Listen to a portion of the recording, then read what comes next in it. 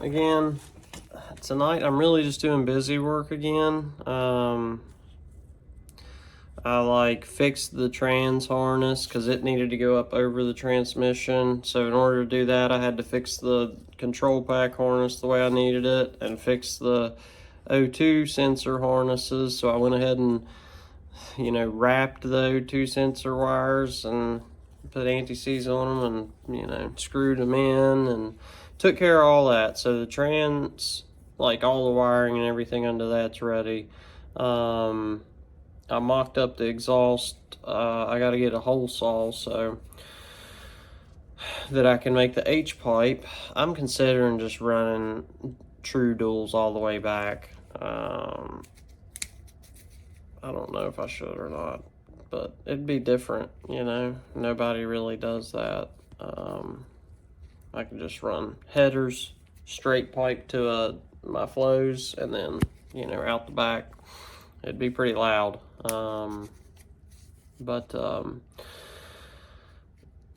Yeah, I mocked up the exhaust. I need to get a hole saw.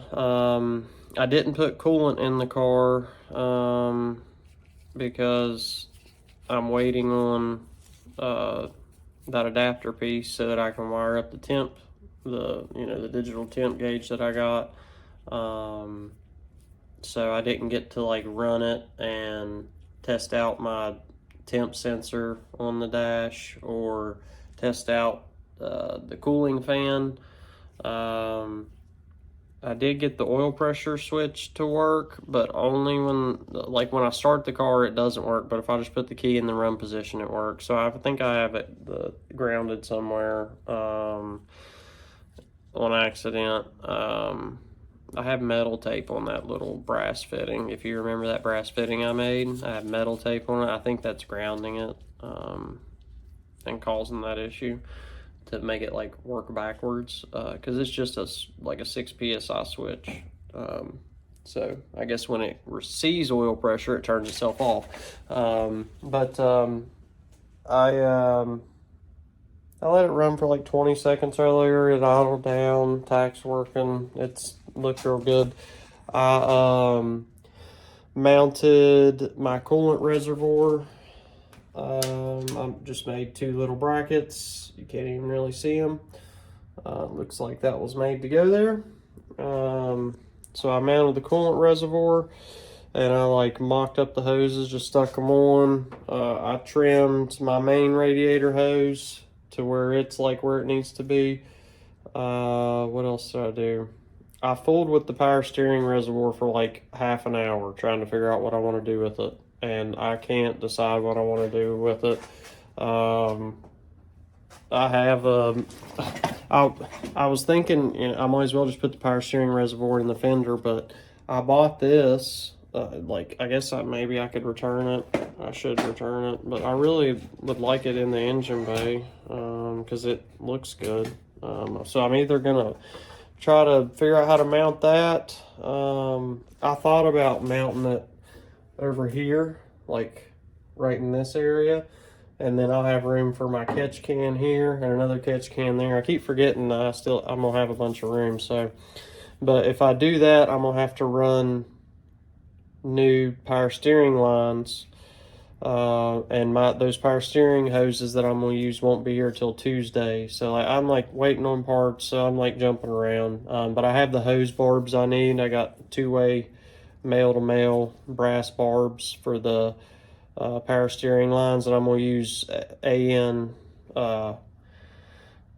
fuel hose, 8 AN and 10 AN and 6 AN fuel hose to do all that. And then my PCV hoses, I'm gonna do those with AN as well. I looked, AN adapters for the valve covers are $50 a side. I was no. So I have 3 sets of these PCV hoses with the connecting ends, and you can just take a razor blade and cut it down it, and you can get that little connector piece.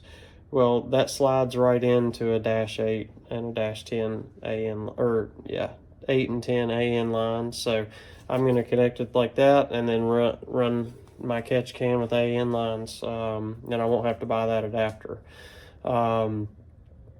So what else do I do in the engine bay? I don't think I messed with anything else in the engine bay.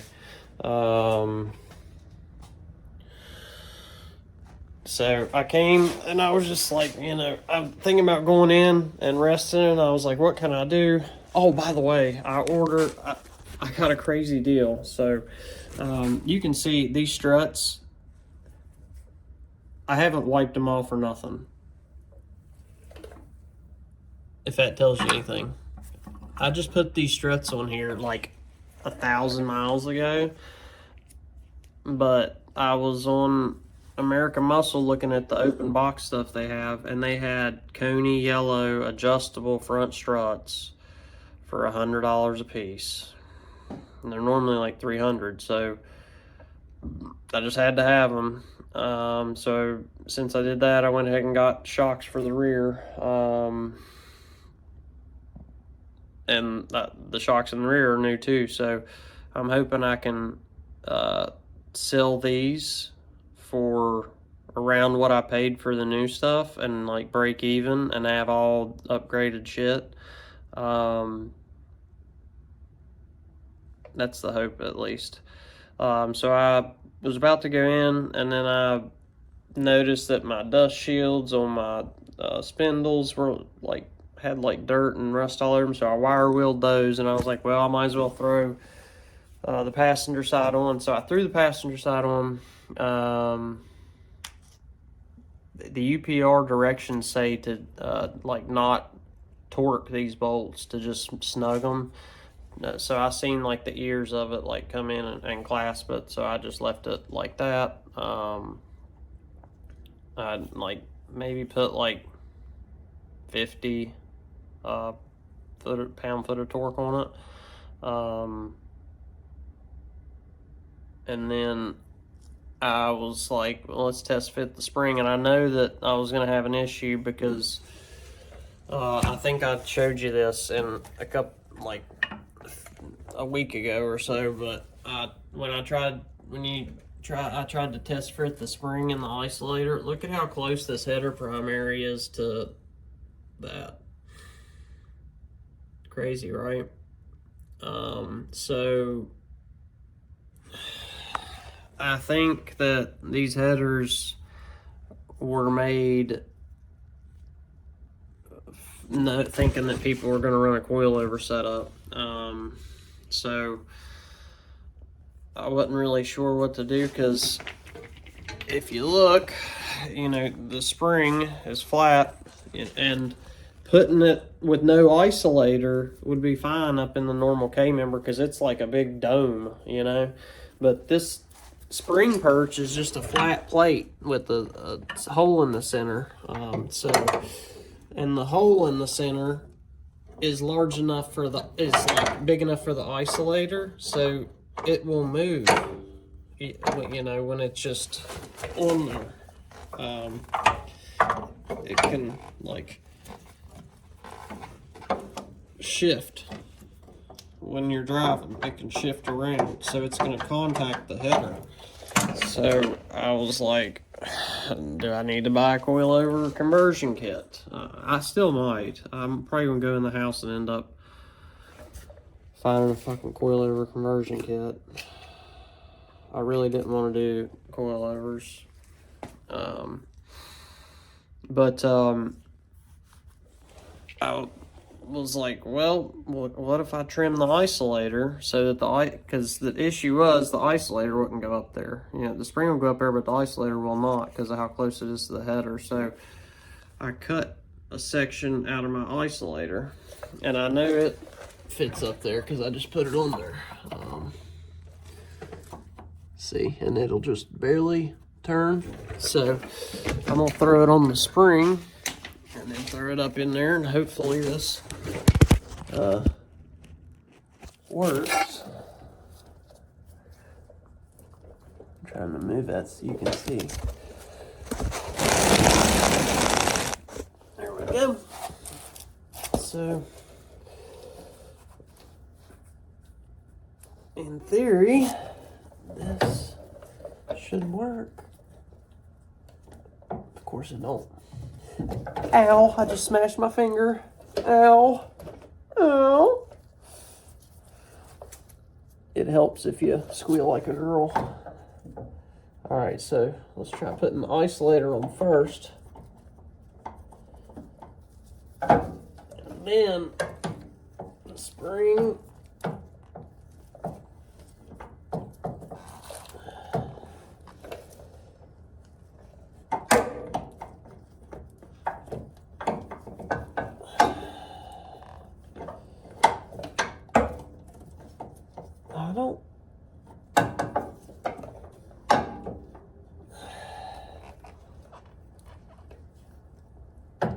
I don't know if it's gonna work, fam.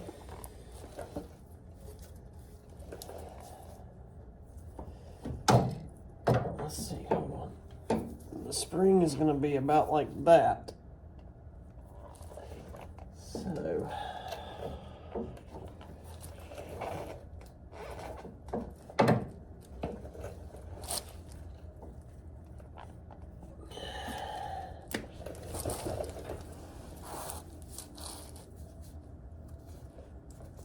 Alright, I'm gonna fool with this for a little bit. And we may end up having to get coilovers.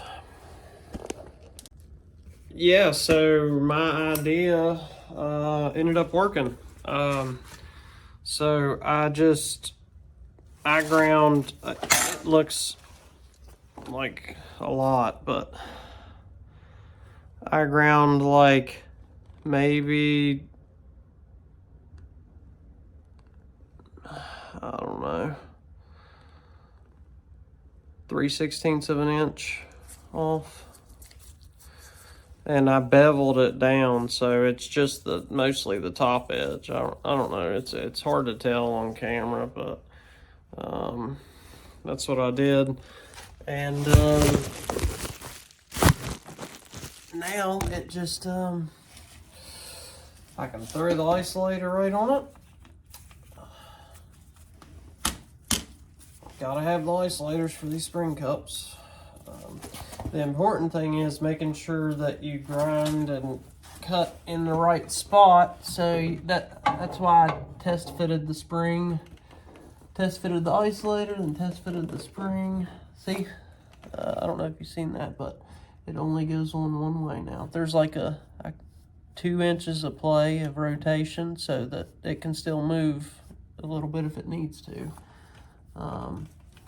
But when it's all the way up in there, the spring can rotate fully within the bushing because it's cleared that spot on the header. That spot on the header is like, most of the clearance issue is this titanium wrap. The header itself, the top edge doesn't overlap at all, but it bubbles out like where there's no spring. So I think it's gonna be okay. If it rubs a spot on the header, it rubs a spot on the header, it ain't gonna be that serious. If it is that serious, then I'll purchase the coilover conversion kit, but I really wanted to keep the springs. So, ta-da!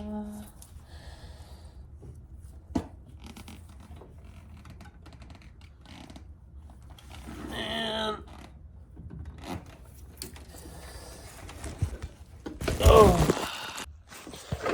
it fits, but just barely.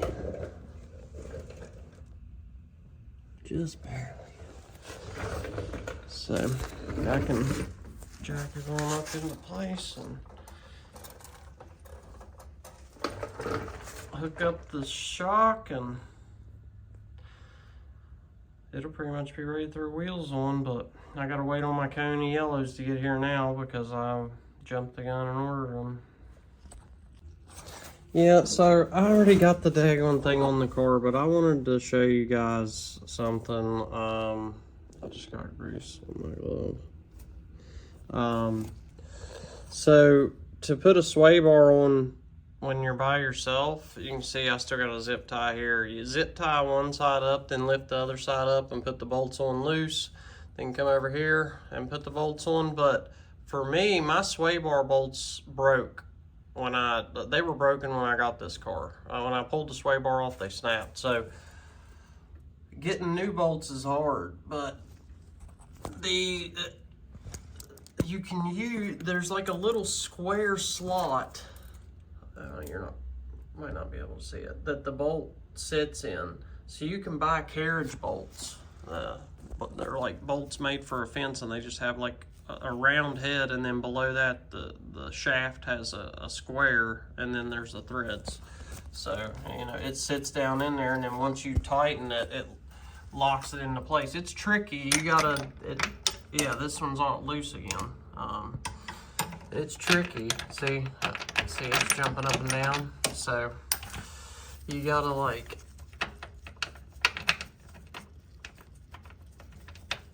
get it, and then, yeah, I don't know if you can see it, but the square part is sitting down in the hole now. So I'm gonna put the phone down and tighten this up. All right, guys, so my coolant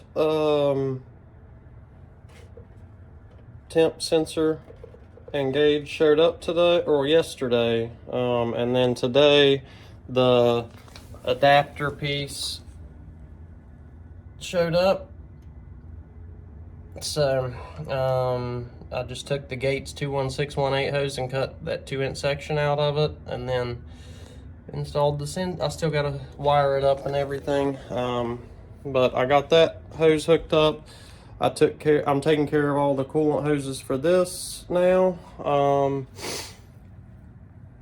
and then it'll be ready to fill up with coolant so that I can you know, let it get up to temperature and attempt to, you know, get it into closed loop and all that good stuff. The only thing that I'm waiting on now is tomorrow my Coney Sports will be here, and then Tuesday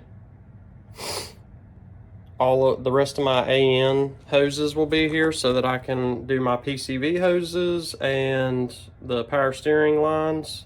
I'll probably just, I want to drive the car before then, so I'll probably just throw some of these rubber ones that I have on there as a temporary until the AN lines get here, because these AN lines just look so much better. Like, I'm using this AN fuel line as the coolant line from the bleed port, so it just looks way cleaner.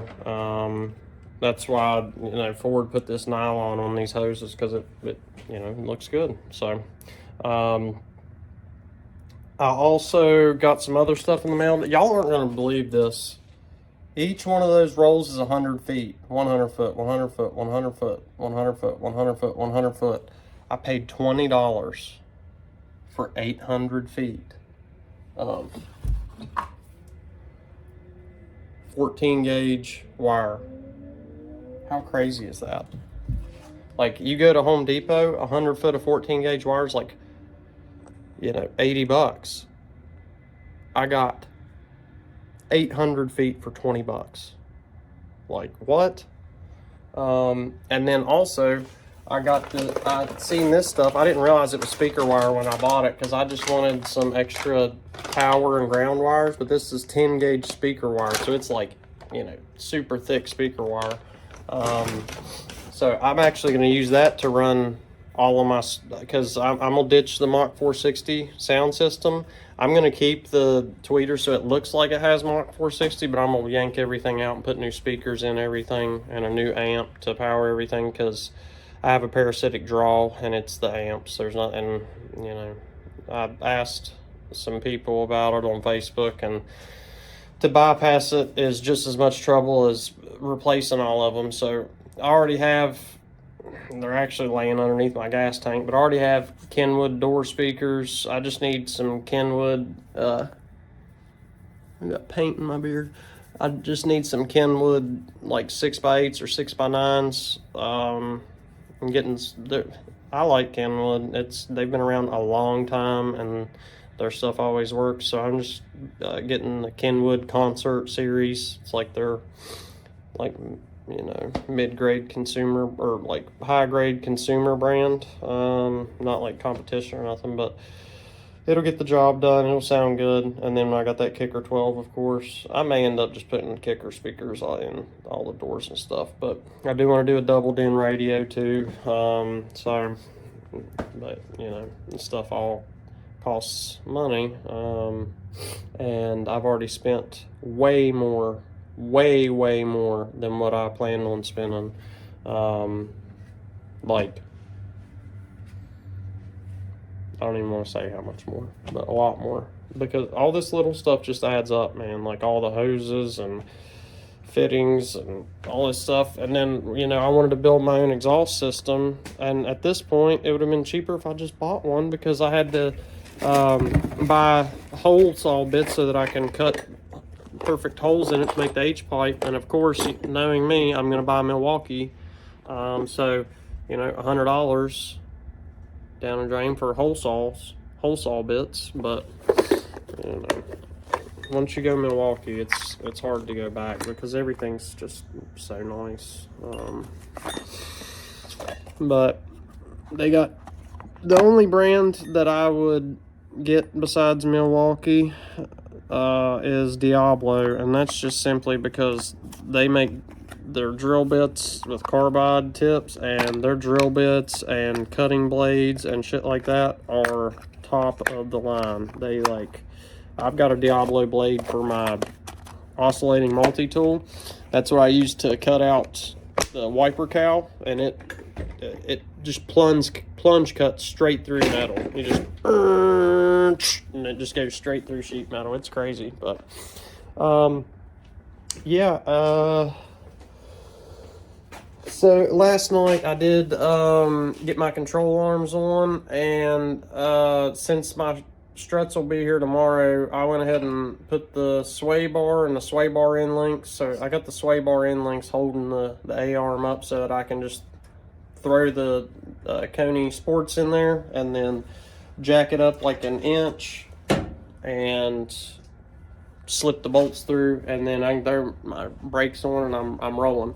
But I want to get this temp sensor wired up, and then diet my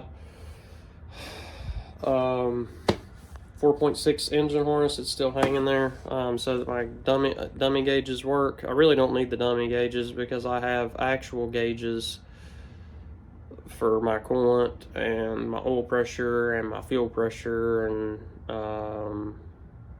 you know, air fuel ratio, all that jazz. I do need to wire up my cooling fan. That's part of the reason why I ordered all that wire. So I think what I'm gonna do is I'm just you know, there's just two blunt leads. There's the power and the ground for the cooling fan. So I think I'm just gonna cut this plug off and then just skip the red wire and just wire it straight up to high speed. That way it only runs the high speed fan. What do you need a low speed fan for? If the fan's on, it needs to be running high speed. So it looks like somebody spliced into this before at some point. I don't know why, but maybe that's why I had to put my fan on a switch. My fan never worked, but this with the Cobra, but it also never really went over 180 degrees. That Cobra engine ran so cool, like, I don't know why. I had 180 thermo in it, but my fans literally never kicked on. My temp gauge would never go past O in normal. It'd just get right in between N and O, and it'd stay there. But yeah, I'm gonna finish hooking all these coolant hoses up, and then I reckon I'll wire up my cooling fan, and then I have to wire up the on the control pack, there's a vehicle speed sensor in wire. I'm going to go ahead and wire it to my vehicle speed sensor just in case. That way the engine, the PCM, knows how fast the car is going. That will be a plus, I'd say. And then what else do I need to do? I'm probably gonna mess with my exhaust last. So I'm gonna get all the busy work done and then mess with my exhaust. So yeah, that's what's on the agenda tonight. If anything comes up, I'll pick the phone back up, but just busy work, tidying stuff up, making everything perfect. So I just wanted to show y'all how I'm doing the cooling fan really quick. So I got the blunt leads, cooling fan power, cooling fan ground. I already got the ground hooked up, soldered, and heat shrinked. So what I did, I just cut the plug.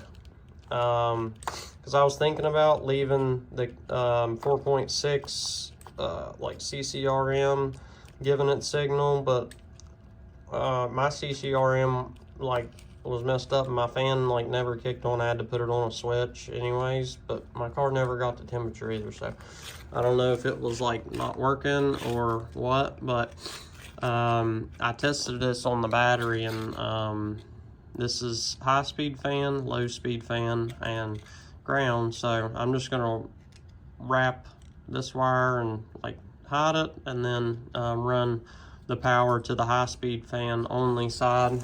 So I'm just gonna solder this together and then put this all in a harness and then hook it up to the fan. All right, guys. I got coolant in it. I got the exhaust kind of like halfway on, so that it's not crazy loud. I just like threw that H pipe that I made and then tossed the flow masters on the back of it. I spliced into the coolant temp sensor wire and plugged it in so that I can see if it's getting signal. That reminds me, I need to pull this metal shielding off of the oil pressure one. But pretty much everything is in place and ready for the first real startup and idle. So I'm about to do that now. I just put coolant in the bad boy. So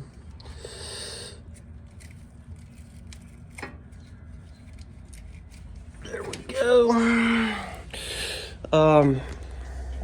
I just put coolant in it, and I got this cool thing from Amazon. It leaks, but I got everything mocked up except for the oil catch can. I'm waiting on my AN line, so this hose is doing it for now. Like I told you, you can cut those connectors off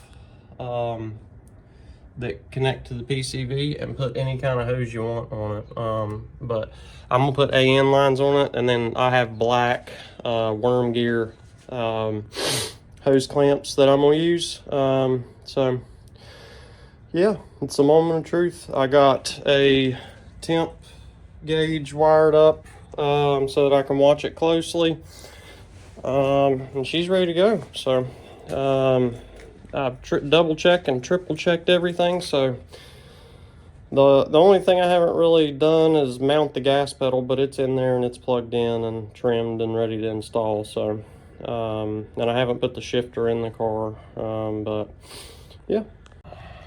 All right, guys, the time has finally come. I'm gonna start it and actually let it idle and get up to temperature and all that jazz. So it took me a little bit longer than expected because I wanted to make sure my transmission was in neutral, so I needed to put fluid in it and put the shifter on it. But when I tried to put fluid in it, it was leaking out the tail shaft, so I had to put the drive shaft on, and then I had to put the fluid in it. It's just, you know how it is. But I've got coolant in it, and I've got the funnel to burp it set up. So this is gonna be the first idle.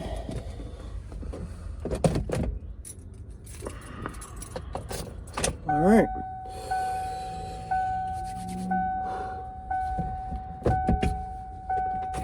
Finally.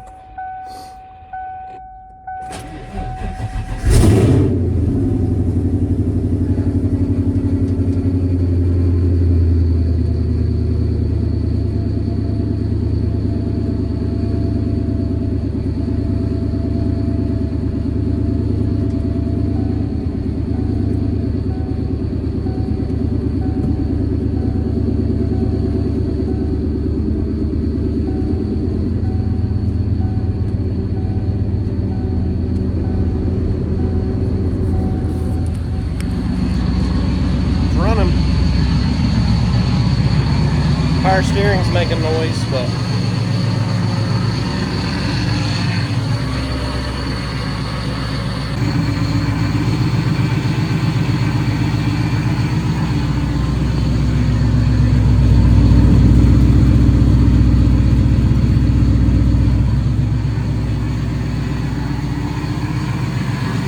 power steering pump has got air in it.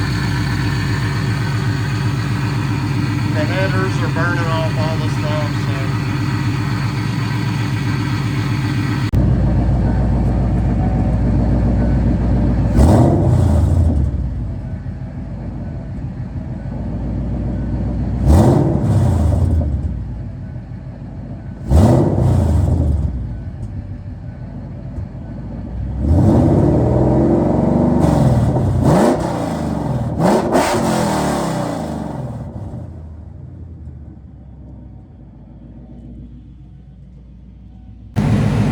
Yeah, guys, so, oh, by the way, I almost lost my thumb.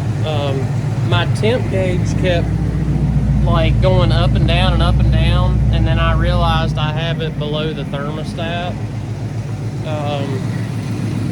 But now, like, this hose over here is, like, cold to the touch, and then the main radiator hose is hot. So I may need to move that temp sensor, unfortunately. The fan's keeping it so cool that the thermostat's not even kicking on. So that the Cobra fan puts out more air than any aftermarket fan. A lot of people get the Cobra fan as an upgrade. It's been running for about half an hour, but I do have a voltage issue. Like here, I'll show you. I'm gonna test it right here at the alternator. So you can't say, oh, it's wired wrong. It's not wired wrong. I have OCD and I know what the fuck I'm doing. It's wired exactly like I wired the last one, except cleaner. And this is at idle. 11.4. That's not good. So I don't know what's going on.